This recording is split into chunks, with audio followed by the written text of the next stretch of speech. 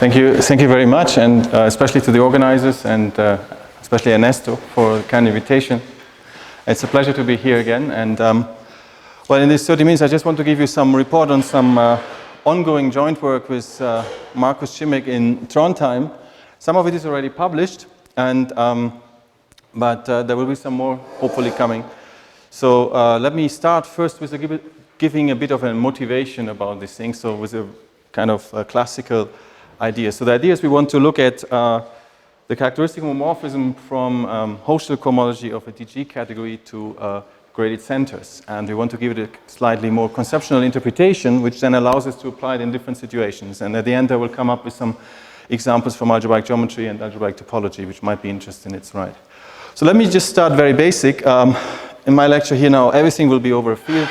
So some of the construction might be working more generally, and but I want to, for this talk, I want to restrict to that. So you have a K algebra, and then of course we have the classical Hochschild cohomology given as the X group over the enveloping algebra. And especially to note is that if in low dimensions you have a nice interpretation. Of course, HA0 is the center and HA1 is the derivation model, inner derivations.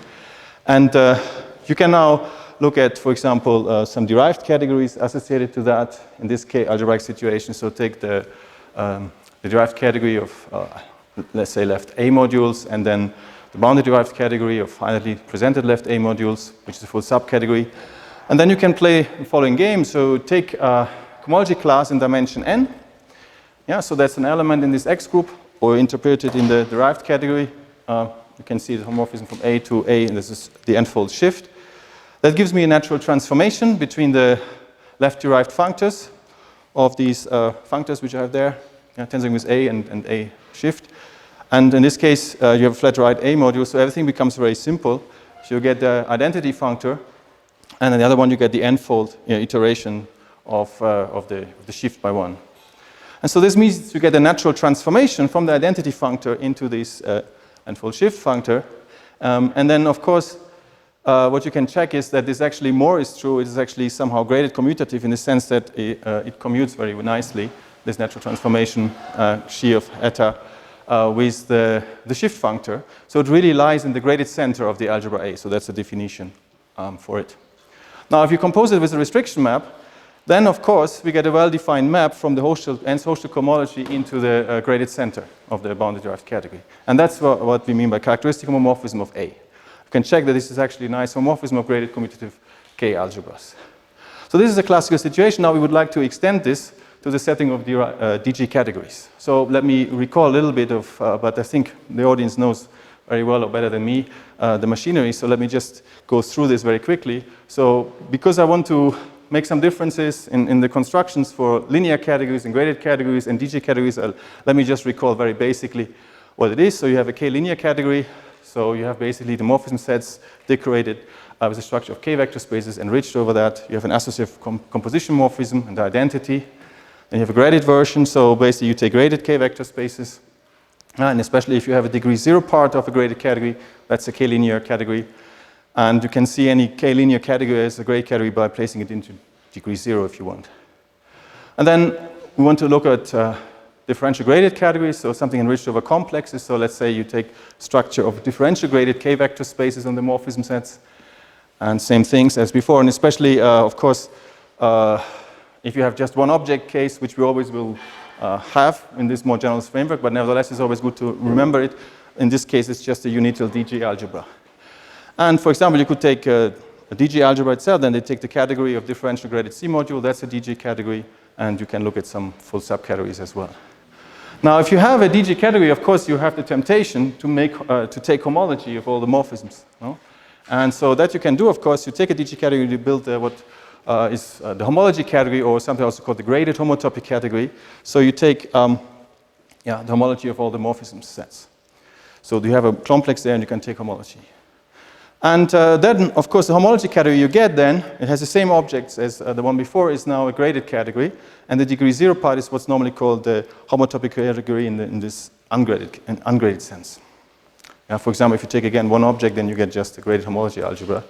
And later we will see, and especially we'll look at the example when you take cochains on a topological space.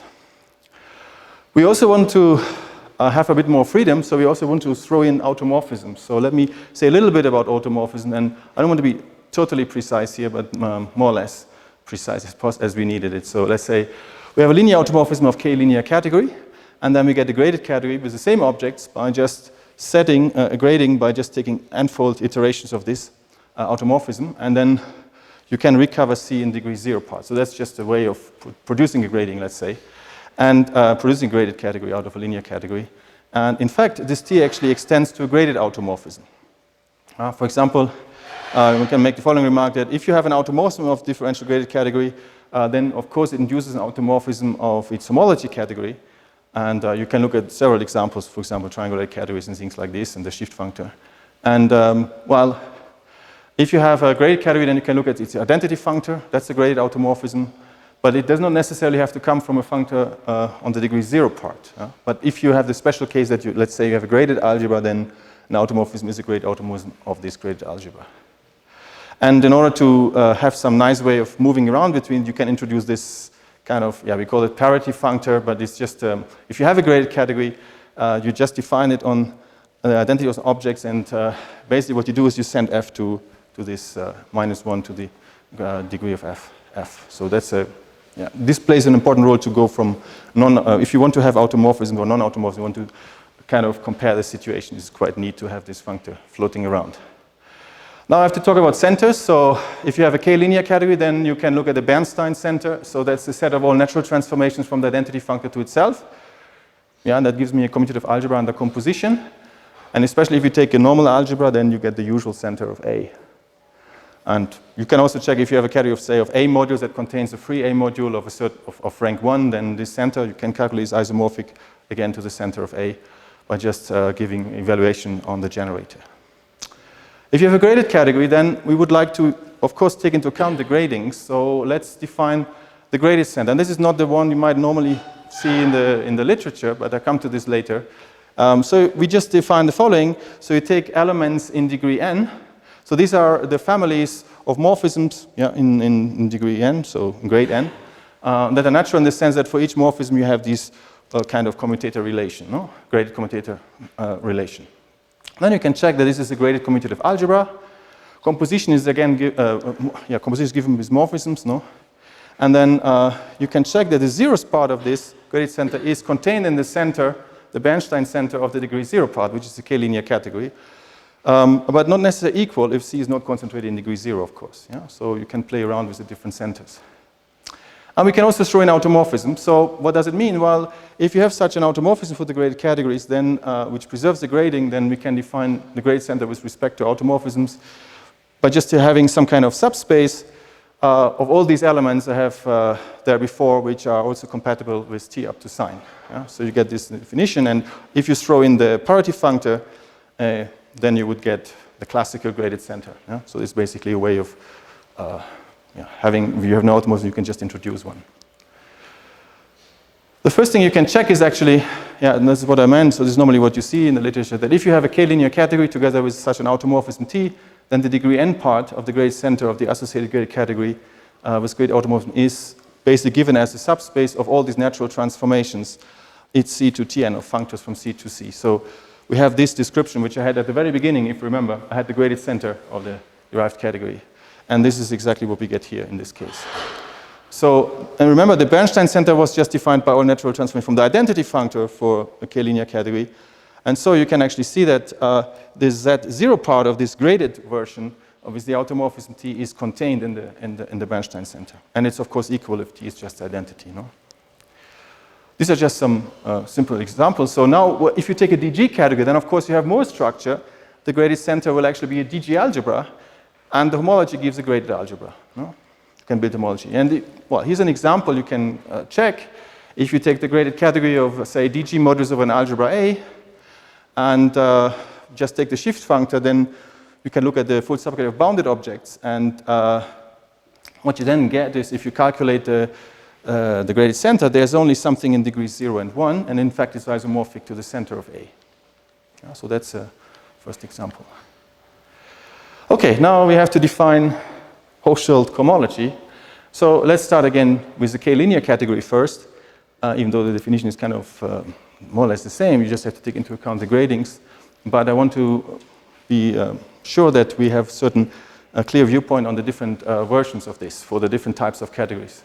So if you have just a k-linear category, then you can just take the co-simplicial vector space of this form, and that gives me, after dual Dold-Kahn correspondence, gives me a cochain complex, and we can just take the cohomology of that. So somehow we said Hochschild-Mitchell cohomology. I mean, yeah, we might want to call it just Hochschild cohomology, but Mitchell had this kind of constructions for small categories already later in the 70s. So I think it's fair to mention his name here as well. And well, if you look at the very special case, if S is 0, then of course you can check that H0 is the Bernstein center, like in the classical case of an algebra. And if you have just a category with one object again, yeah, then of course you just recover classical Hochschild cohomology of A, as before. Okay, and well, you can also throw in some coefficients if you like. So we need some kind of linear functor, and then, so it's what's called a CC bimodule, and then we get a just modified co-simplicial vector space by just replacing this C by M XS. And then you get a version of this with coefficients, which can be also useful. Especially, I mean, there's one example, I just want to mention it. I have no time to really go into this, but if you have two linear functors between linear categories, then you can set up this bifunctor, this bimodule by taking these two functors and then in the category D, so the evaluating, and then you get a CC bimodule, which we want to call maybe DFG. And if you think about the cohomology, the Hochschild cohomology of your k-linear category with this bimodule, then somehow you get a graded vector space, which you might want to call the graded vector space of derived natural transformations. No? And of course, the special case of the identity for both functors doesn't give you anything new. Yeah, but this is also interesting to study.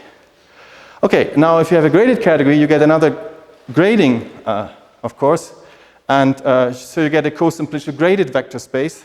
The S term again is this graded vector space now. So remember, these are now graded vector spaces. And of course, you get a cochain complex, and you can take its Hochschild-Mitchell cohomology. Same way. And yeah, so again, this is just it's a graded commutative algebra if you want, and it is graded, so it means that we have another grading. So normally, to use a nice notation, we use S comma minus T, which also reflects nice later with the spectral sequence. But in any case, so you have to take into account the grading, internal gradings, and sometimes a good deal is to deal with signs and notations. So actually, what we do is you can also write it in this form by using the shift functor, for example. Yeah, so it's another way of writing it. If you take the identity functor, then there's nothing happening here. You get just, especially H0 is just the graded center again. Okay, and again, we can introduce automorphisms of this. Yeah, so it is basically the same story. Let me not spend too much time on this. But if you now have a DG category and the bimodule, so this is the most interesting case for us, then we can consider the co-simplicial DG vector space. Yeah, but the S-term is a DG vector space of this form. Yeah. And again, you get a bicomplex or double complex, and so you can then take the total complex of this. I think this was more or less defined by Kähler already, and then you get the Hochschild cohomology over DJ category in this form. Yeah. So we have all these things, and you see that I have always put DG, GR, or nothing, just to indicate there's slightly different cases if you look at the two different situations. Of course, you can forget about the differentials and the grading and so on, and you come back to the others, and of course there are a lot of relations. It's the same kind of construction. But it's good to put it in so that you reflect what cohomology you're dealing with. Again, you can throw in automorphisms. Yeah, I don't think, yeah, you can just, it's straightforward. You have to check a little bit that everything behaves well and naturally, and it does. And then, of course, you have a double complex. So assume, again, we have a DG category and a bimodule. Yeah, and then you have a double complex. And so, as before, and then whenever you have a double complex, you get two spectral sequences, right? So one, of course, by calculating the internal t direction differential, and then we work over a field, yeah, and also cohomology commutes with products. So in this case, you can identify the E1 term in this way, yeah, and then we have the Hochschild differential in the s direction, and take its cohomology. So you get the Hochschild cohomology of the graded category with coefficients in this homology of the module, the bimodule. So if you work it out, then you see that you get a spectral sequence. which we call the characteristic spectral sequence. So there's a spectral sequence where the E2 term is exactly what I have here, so the graded Hochschild cohomology of these homology categories, and it converges to the Hochschild cohomology of the DG category with coefficients m. You can also throw in automorphisms if you want of the DG category that just decorates your spectral sequence a bit more. So that's a right plane spectral sequence of cohomological type, so it behaves quite okay. I should say that even in the case of an one object DG, I mean of a one object DG category, so a DG algebra, this is already interesting. You get a nice spectral sequence, and I asked some algebraists, and I think people have not really used this very much, so there might be, even in that case, something one can do with that spectral sequence. But anyway, so what we wanted to do is we wanted to characterize the edge homomorphism of this spectral sequence, and so I'm just giving you, say, an outline, but what you get is that the characteristic spectral sequence edge homomorphism is exactly a characteristic homomorphism in the sense that the Hochschild cohomology goes to the graded center. So in this case, yeah, so if you have, let's say, take a bimodule M, which is just the identity in this case, yeah, so look at the special case, say, and then you get the E2 term of this, and you see you have the edge homomorphism, and you can identify, as we have seen before, the HH0 T of the Hochschild cohomology with the graded center. And so you see that this gives me this homomorphism from the Hochschild cohomology into the graded center. And then, yeah, this is basically a corollary. If the spectral sequences collapses, then you see that this actually is surjective. Yeah. And let me just mention the other spectral sequence where actually, yeah, so in the moment we try to find, analyze this a little bit more, but first of all, you get it for free. First of all, it's there. So if you have a DG category and with bimodule M, again, then you have a spectral sequence of this form, where now you take the cohomology of the algebra of the Hochschild cohomology coming from the graded Hochschild cohomology, from the Hochschild cohomology of the DG category, and it also converges, of course, to the Hochschild cohomology of the DG category A.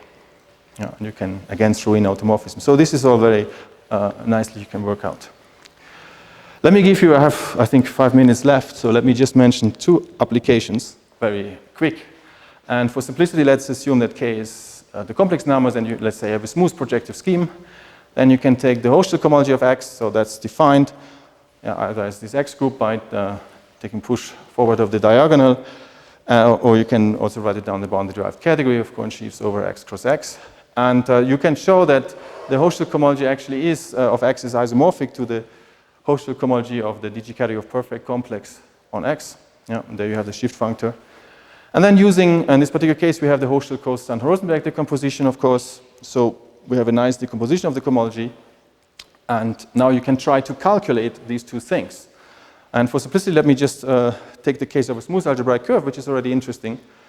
Then, of course, this derived category as a perfect complex is just a bounded derived category because you can resolve basically coherent sheaves by vector bundles. And what you get then is that the characteristic homomorphism depends only on the genus of the curve. In fact, it's never an isomorphism, and you can actually be precise. If the genus is greater than 0, then the characteristic homomorphism is not injective. In fact, in degree 2, you see that it's not injective. Yeah? And if the genus is 0, then the characteristic homomorphism is not surjective, which you can see in degree 1. So you can play with those degrees. And let me just tell you a little bit how this argument goes in the first part, when the genus is greater than 0. So you have the graded center, the derived category, on the E2 page. So in, let's say, Z2, I mean, you have it. Yeah? And then, so that's the target of the edge homomorphism.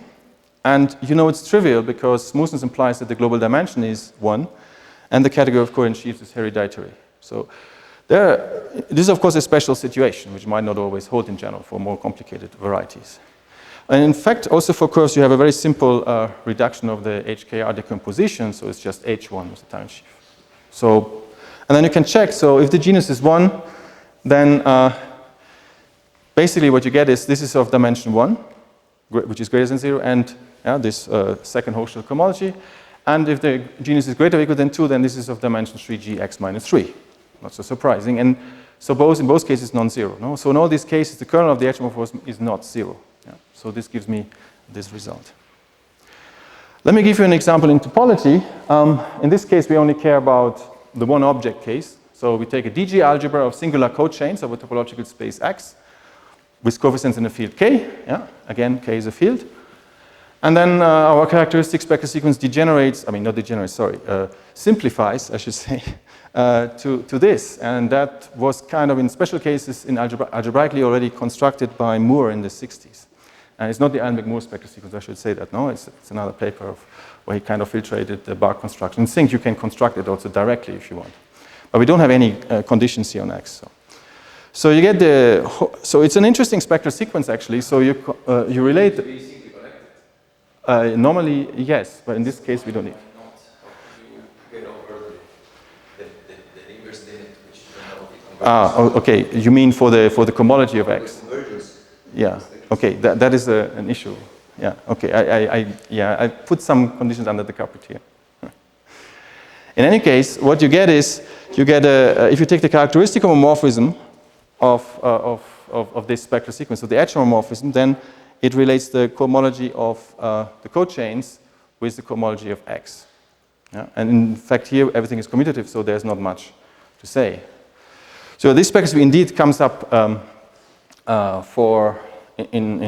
the literature before. So if you have a simply connected space, then that's what you mentioned. The target is singular homology of the free loop space. If you throw in also a simply connected closure-oriented manifold, then the target is string homology of M. In fact, Koribayashi has proved that this works for connected X if you have singular cohomology of finite type. So that's something you want to assume, actually. So you don't need to necessarily have simply connectedness. Yeah. So in some sense, this spectral sequence was directly constructed, but it falls also out of this general machinery. And for example, now you can ask what happens with the characteristic edge homomorphism. And in fact, in this topological situation, this is much simpler. For example, if you have a formal space, then it will always be surjective. Yeah? Because in this case, you know that you have a sequence of quasi-isos which connects the cochains with the cohomology, singular cohomology, and then using invariance of Hochschild cohomology under quasi-isos of DG algebras gives you an isomorphism. So this Moore spectral sequence actually degenerates, and the characteristic edge homomorphism is in fact surjective for all T. What happens if the space is not formal? Well, okay, so here's an example, an explicit example, when the space is not formal, and it's built out of the three-dimensional Heisenberg manifold. So that's basically a classifying space of the integral Heisenberg group of unit triangular 3x3 matrix. So that's not formal, you can check it. So the cohomology algebra can be explicitly calculated. Yeah, we work with fields in characteristic 0, let's say, and G is nilpotent, but not abelian, so it cannot be formal. So that's a statement by Hasegawa, and you can then see.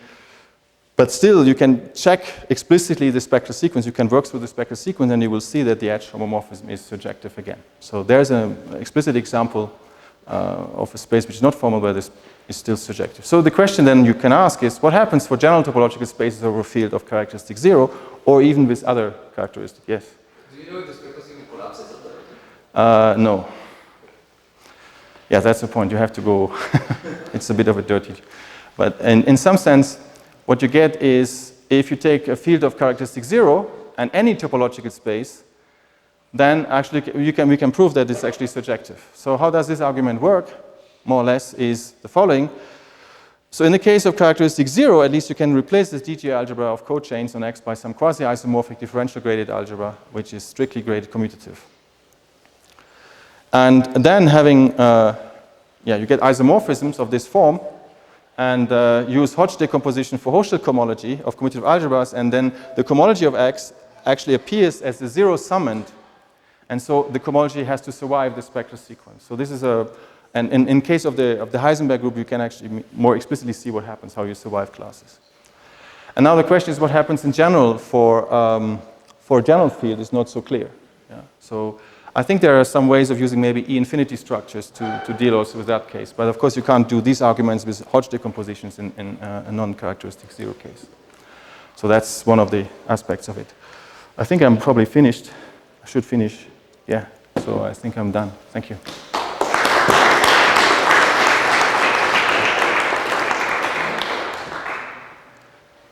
Questions, comments? Frank, what do you have in mind when you construct this complex with an algebra? What is that What is that you have in mind to be able to calculate from that? Well, I mean, you could take some kind of shift functors in some triangulated categories. I mean, or you can take some symmetries which come from certain geometrical objects you want to see in the derived category. So it doesn't really come up in these examples. I just yeah. But you can imagine certain situations where you have some symmetry coming up and then you want to have some refinement. So the machinery works in this case quite well. So we have some other examples in mind which we look at in a moment. So another question, comment? Frank, thank you very much.